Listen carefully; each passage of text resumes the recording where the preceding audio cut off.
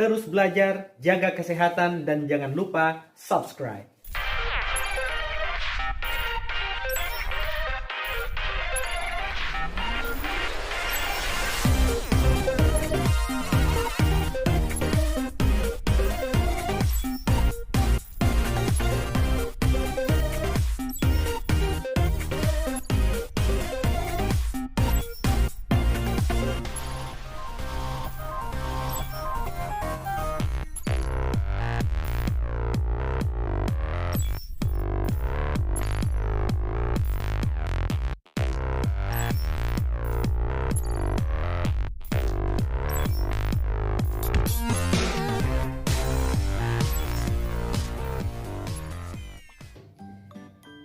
Di video kali ini kita akan membahas tentang dinamika persatuan dan kesatuan dalam konteks Negara Kesatuan Republik Indonesia.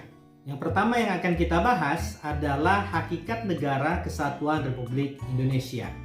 Secara konsep, istilah Negara Kesatuan sudah sering didengar sebab nama negara kita adalah Negara Kesatuan Republik Indonesia.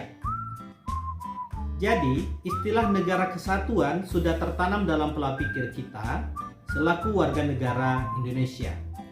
Akan tetapi, apa makna dan karakteristik negara kesatuan?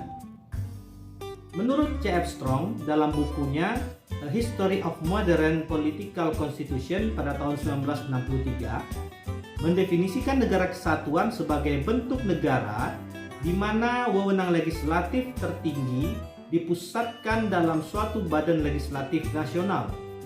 Kekuasaan negara dipegang oleh pemerintah pusat dan pemerintah pusat dapat menyerahkan sebagian kekuasaannya kepada daerah berdasarkan hak otonom. Tetapi pada tahap terakhir kekuasaan tetap berada di tangan pemerintah pusat.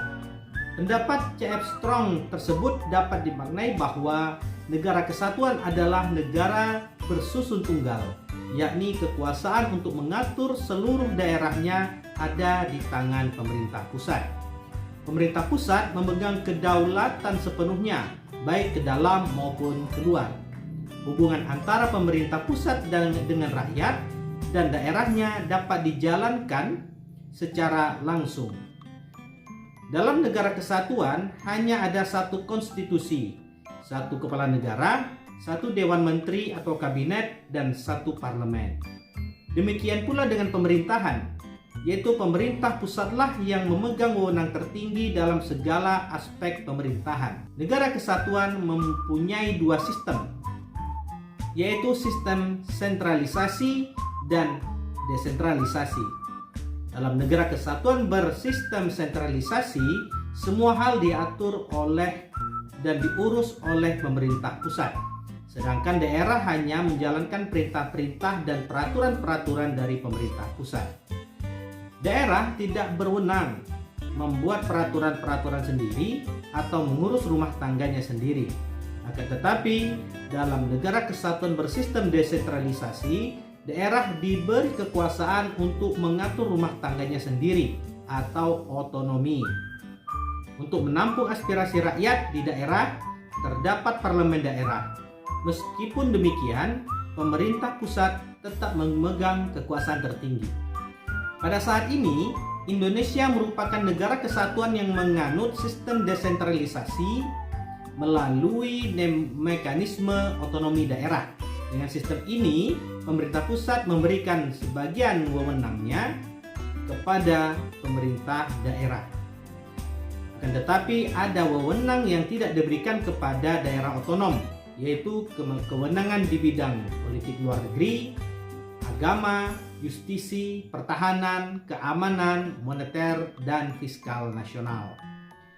Lalu bagaimana karakteristik negara kesatuan Republik Indonesia? Sebagai warga negara yang baik, tentunya kita harus memahami betul karakteristik negara kesatuan Republik Indonesia. Indonesia sejak kelahirannya pada tanggal 17 Agustus tahun 1945 telah memiliki tekad yang sama bahwa negara ini akan eksis di dunia internasional dalam bentuk negara kesatuan Kesepakatan ini tercermin dalam rapat-rapat Badan Penyelidik Usaha-Usaha Persiapan Kemerdekaan Indonesia atau BPUPKI dan Panitia Persiapan Kemerdekaan Indonesia atau PPKI dalam menyusun konstitusi atau undang-undang dasar yang tertinggi dalam negara. Dr. Supomo dalam sidang BPUPKI menghendaki bentuk negara kesatuan sejalan dengan paham negara integralistik yang melihat bangsa sebagai suatu organisme. Hal ini antara lain seperti yang dikemukakan oleh Muhammad Yamin bahwa kita hanya membutuhkan negara yang bersifat unitarisme dan wujud negara kita tidak lain dan tidak bukan adalah bentuk negara kesatuan Republik Indonesia.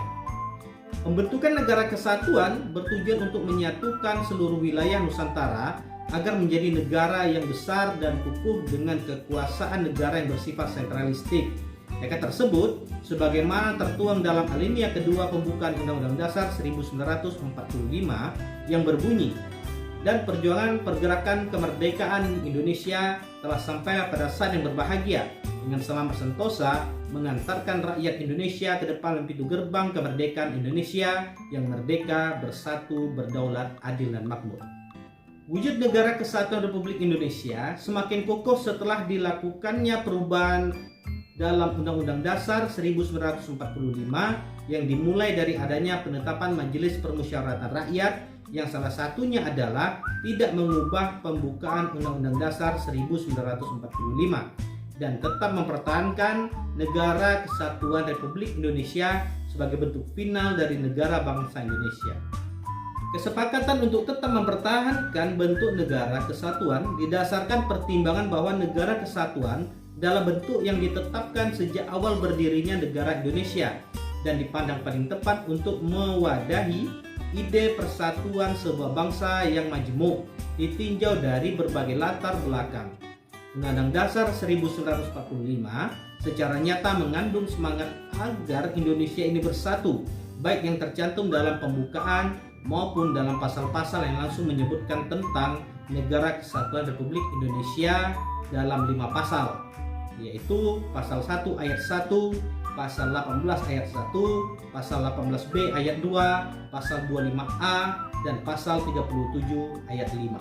Karakteristik negara kesatuan Republik Indonesia juga dapat dipandang dari segi kewilayahan. Pada pasal 25A Undang-Undang Dasar 1945 menentukan bahwa negara kesatuan Republik Indonesia adalah sebuah negara kepulauan yang berciri Nusantara dengan wilayah yang batas-batas dan hak-haknya ditetapkan oleh undang-undang.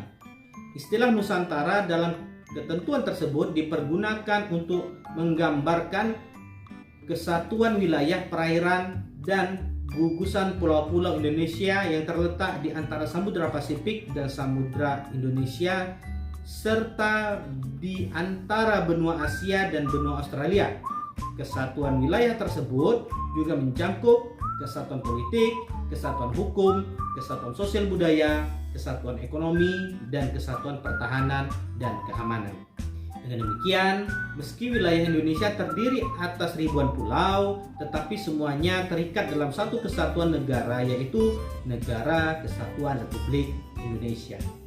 Demikian pembahasan kita tentang dinamika persatuan dan kesatuan dalam konteks Negara Kesatuan Republik Indonesia. Mudah-mudahan Anda semua dapat memahaminya. Terima kasih. Assalamualaikum warahmatullahi wabarakatuh.